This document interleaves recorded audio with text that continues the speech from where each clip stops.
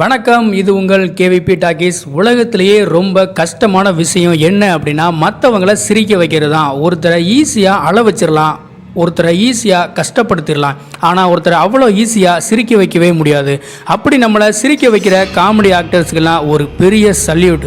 இயற்கையாகவே நிறைய நோய்களை சிரிப்புனால் மட்டும் ஈஸியாக சரி பண்ணலாம் அப்படின்னு சொல்கிறாங்க.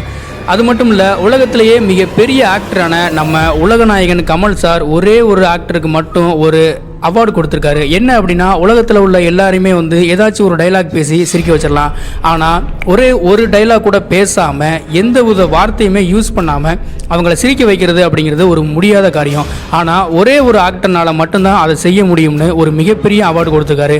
அது வேறு யாருமே இல்லை. யார் அப்படின்னா ரோவன் செபஸ்டியன் அட்கின்சன்.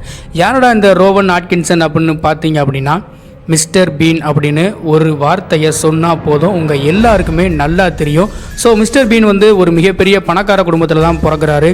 ஆனால் இவ்வளவு பெரிய ஆக்டராக உருவாகிறதுக்கு பின்னாடி எந்த ஒரு கஷ்டமே இல்லையா அப்படின்னு நீங்கள் கேட்டிங்க அப்படின்னா இல்லை, ரொம்பவே கஷ்டப்பட்டிருக்காரு. அதுதான் உண்மை. அப்படி என்னப்பா அவர் கஷ்டப்பட்டுருக்காரு அப்படின்னு கேட்டிங்க அப்படின்னா, அதை பற்றி தான் நம்ம இந்த வீடியோவில் ஃபுல்லாக பார்க்க போகிறோம். ஸோ இந்த வீடியோவை ஸ்கிப் பண்ணாமல் நீங்கள் ஃபுல்லாக பாருங்கள். அதுக்கு முன்னாடி நீங்கள் நம்ம கேவிபி டாக்கீஸ் சேனலை சப்ஸ்கிரைப் பண்ணலைன்னா உடனே சப்ஸ்கிரைப் பண்ணுங்கள். மறக்காமல் பெல் ஐக்கானையும் கிளிக் பண்ணுங்கள். அப்போ தான் நாங்கள் போடுற வீடியோஸ் உங்களுக்கு வரும். Welcome to KVP talkies. நான் உங்கள் ராகவன். வாங்க வீடியோக்குள்ளே போகலாம்.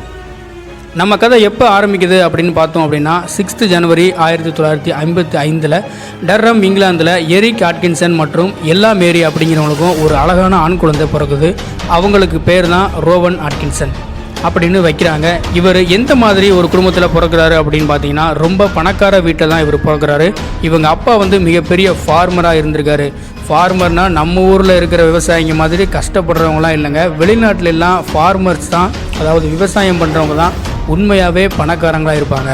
சின்ன வயசுல இருந்தே இவருக்கு கஷ்டம்னா என்னன்னு கூட தெரியாது. ஏன்னா இவர் என்ன கேட்டாலும் உடனே கிடைக்குமா, அவர் நினச்ச விஷயம் எல்லாமே ஆட்டோமேட்டிக்காக நடக்குமா. அந்த அளவுக்கு பணம் இருந்திருக்கு. பணம் மட்டும் இருந்தால் வாழ்க்கையில் எல்லாமே சாதிச்சிட முடியாது அப்படின்னு சொல்கிற மாதிரி நம்ம மிஸ்டர் பீன் வாழ்க்கையில் நிறைய கஷ்டங்களை கொஞ்சம் கொஞ்சமாக சந்திக்க ஆரம்பித்தார். என்ன அப்படின்னா, நார்மலாக சின்ன வயசில் எல்லா குழந்தைங்களுக்கும் ரொம்ப க்யூட்டாக இருப்பாங்க. ஆனால் நம்ம பீன் பார்க்க ரொம்ப வித்தியாசமாக இருந்தாராம். அதாவது நல்ல குண்டான முட்டை கண்ணு, அது மட்டும் இல்லாமல் அவருக்கு திக்குவாய் பிரச்சனையும் இருந்திருக்கு. இவர் வளர வளர அவர் கூட விளையாடக்கூட எந்த குழந்தையுமே வரமாட்டாங்களாம். எல்லாருமே இவரை பயங்கரமாக கலாய்ப்பாங்களாம், பயங்கரமாக அசிங்கப்படுத்துவாங்களாம். இப்படி தான் அவரோட குழந்தை பருவம் போயிருக்கு. சரி, இதெல்லாம் ஒரு பக்கம் இருக்கட்டும் அப்படின்னு சொல்லிட்டு அவரை ஒரு ஸ்கூலில் சேர்க்குறாங்க. இங்கே இவர் இன்னும் மிகப்பெரிய பிரச்சனையெல்லாம் ஃபேஸ் பண்ணுறாரு. என்ன அப்படின்னா, ஸ்கூலில் எல்லாருக்கும் நிறைய ஃப்ரெண்ட்ஸ் எல்லாம் இருப்பாங்களே, ஆனால் நம்ம பீனுக்கு யாருமே ஃப்ரெண்டாக கூட இருக்க விரும்பலையா. எல்லாருமே சுற்றி சுற்றி இவரை கிண்டல் பண்ணுறது, இவரோட திக்குவாய் பிரச்சனையினால் எந்த விஷயத்துலையுமே இவரை சேர்த்துக்காம எல்லா விஷயத்துலையும் இவரை ஒதுக்கி வைக்கிறதுன்னு பல சோதனையை நம்ம மிஸ்டர் பீன் கடந்து வந்திருக்காரு.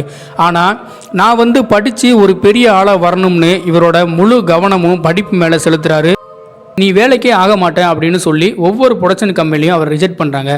இப்படிலாம் ரிஜெக்ட் பண்ணதும் இவர் உடனே யோசிக்கிறாரு, நாம் இந்த 48 மணி நேரத்தில் ஒரு கேரக்டரை முடிவு செஞ்சோம்ல, அதே மாதிரி ஒரு விஷயத்தை நான் மறுபடியும் பண்ணுறேன்னு சொல்லிட்டு இவர் 1973 BBC radio 3 the acting son பீப்புள்னு சொல்லப்படுற காமெடி ஷோ பண்ணுறாரு. இந்த காமெடி ஷோ மூலமாக ரோவன் ஆட்கின்சன் ரொம்ப ஃபேமஸ் ஆகிறாரு, அதுவும் இங்கிலாந்து நாடு முழுக்க. அது மட்டும் தானே அப்படின்னு கேட்டிங்க அப்படின்னா, அதுக்கப்புறம் பார்த்தீங்கன்னா இந்த காமெடி ஷோ மூலமாக ஃபேமஸ் ஆகிட்டதால் எந்தெந்த இடத்துலலாம் இவர் ரிஜெக்ட் பண்ணாங்களோ அந்த எல்லா இடத்துலையுமே இவருக்கு நடிக்கிறதுக்கான ஆஃபர்ஸ் கிடைக்க ஆரம்பிக்குது. அப்போது கூட படம் நடிக்கிற ஆஃபர்ஸ் இவருக்கு கிடைக்கல. வெறும் டிவி சீரீஸில் தான் நடிக்கிற ஆஃபர்ஸ் மட்டும்தான் கிடைக்குது. அதில் அவருக்கு சக்ஸஸ்ஃபுல்லாக போன சீரியஸ் என்ன அப்படின்னா, பிளாக் லேடர் அப்படிங்கிற ஒரு டிவி சீரீஸ் தான். இந்த பிளாக் லேடர் சீரீஸில் தான் இவரோட ஃபேஸ் நிறைய இடத்துல ஃபேமஸ் ஆக ஆரம்பிச்சிருக்கு. அதுக்கப்புறம் ரோவன் ஆட்கின்சன் அப்படின்னா யாருன்னு தெரியவும் ஆரம்பிச்சது. ஆனால் தெரிய மட்டும்தான் ஆரம்பித்ததே தவிர இந்த உலகத்தையே தன்னோட கைக்குள்ளே வச்சிருக்கிற திறமை இவர்கிட்ட தான் இருக்குது அப்படின்னு அந்த அளவுக்கு ரீச் ஆகலை, யாருக்குமே தெரியலை. ஸோ முதல் தடவையாக மிஸ்டர் பீன் அப்படிங்கிற கேரக்டரை எப்போ கொண்டு வராரு அப்படின்னு பார்த்தீங்க அப்படின்னா, 1990 தீம்ஸ் டெலிவிஷனில் தான் மிஸ்டர் பீன் அப்படிங்கிற ஒரு கேரக்டரை அனௌன்ஸ் பண்ணுறாரு. ஸோ மிஸ்டர் பீன் அப்படிங்கிற பேருக்கு அவங்க முதல்ல வச்ச பேர் என்னன்னு பார்த்தீங்கன்னா மிஸ்டர் ஒயிட். அதுக்கப்புறம் இது வந்து ரேசிசம் அப்படின்னு சொல்லிட்டு, ஏன்னா உலகத்தில் எல்லாருமே இதை பார்ப்பாங்க, ஸோ இது ரேசிசம் மாதிரி பிரச்சனையை கொண்டு வந்து விட்டுரும் அப்படிங்கிறனால மிஸ்டர் crocodile அப்படின்னு வைக்கிறாங்க. பட் இந்த பேர் ரொம்ப நீளமாக இருக்குது அப்படின்னு சொல்லிட்டு சரி என்ன நேம் வைக்கலாம்னு யோசிக்கும் போது தான் நம்ம ரோவனுக்கு ஒரு யோசனை வருது. என்னன்னு கேட்டிங்க அப்படின்னா, என்னால் எந்த ஒரு வார்த்தையும் சரியாக உச்சரிக்க முடியாதுன்னு யோசிச்சார்.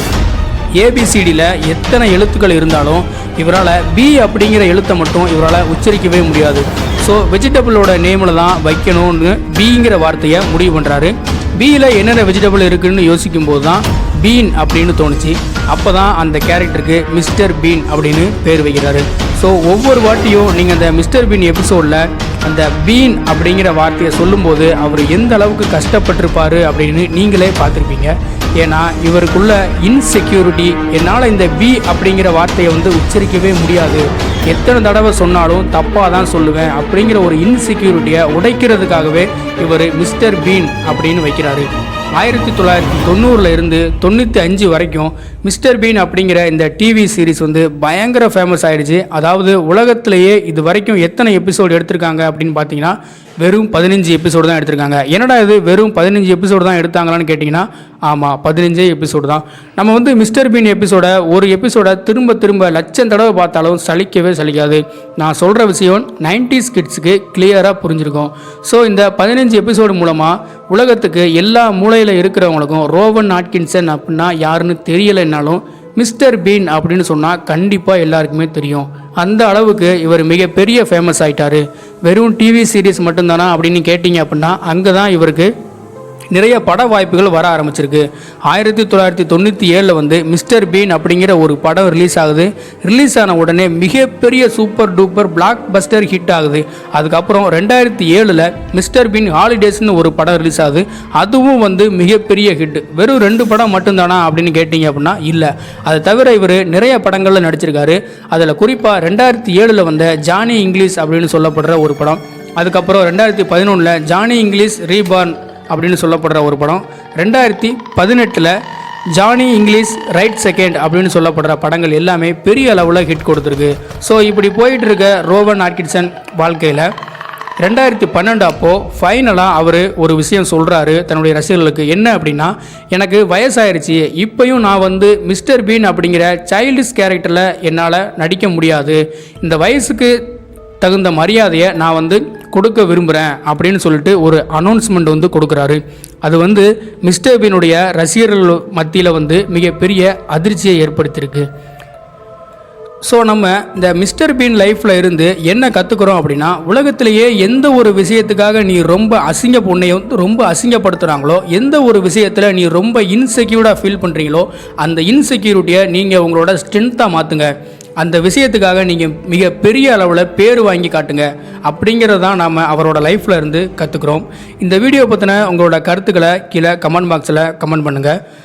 இந்த வீடியோ உங்களுக்கு பிடிச்சிருந்தது அப்படின்னா லைக் பண்ணுங்கள், ஷேர் பண்ணுங்கள். நம்ம கேவிபி டாக்கீஸ் சேனலை சப்ஸ்கிரைப் பண்ணுங்கள். நன்றி.